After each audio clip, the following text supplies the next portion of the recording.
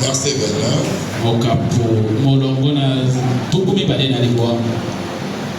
Nous lirons dans l'évangile selon Jean,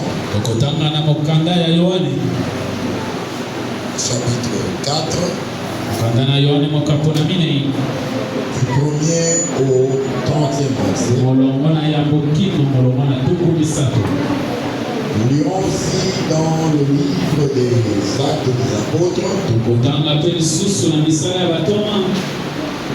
chapitre 9,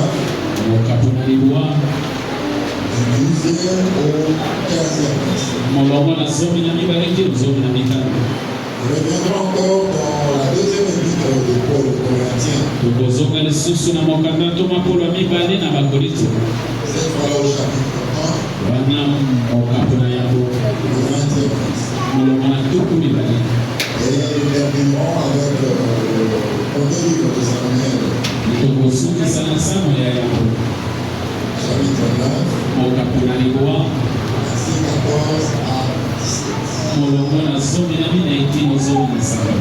Nous attendons le Seigneur. Si il a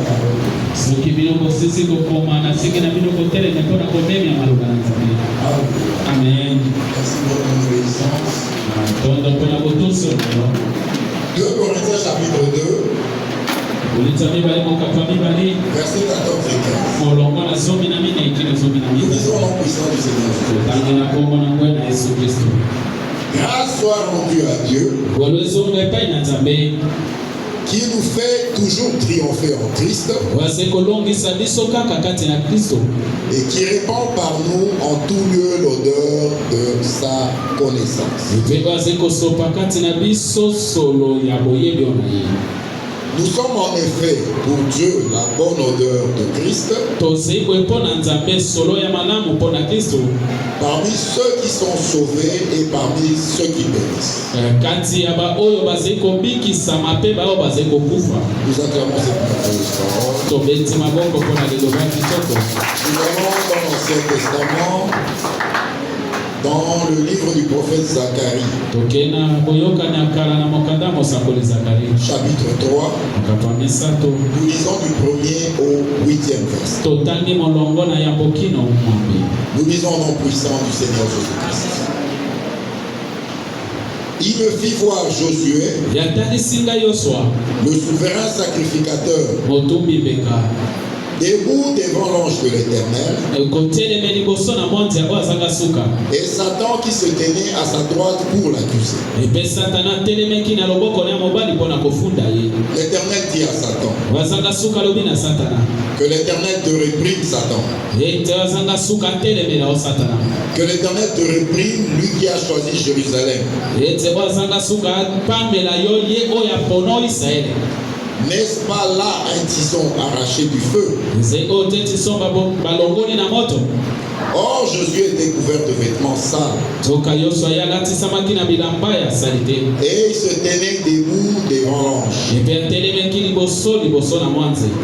L'ange prenant la parole dit à ceux qui étaient devant lui, ôtez-lui les vêtements sales. Puis il dit à Josué, vois, je t'enlève ton iniquité, et je te révèle d'habits de fête. Bien-aimé, sois revêtu d'habits de fête. Amen. Je dis, qu'on mette sur sa tête un turban pur, et il met un turban pur sur sa tête, et il lui mire des vêtements. L'ange de l'Éternel était là. L'ange de l'Éternel fit à Josué cette déclaration. Ainsi parle l'Éternel des armées. Si tu marches dans mes voies, et si tu observes mes ordres, tu jugeras ma maison, et tu garderas mes parvis. Et je te donnerai libre parmi ceux qui sont ici.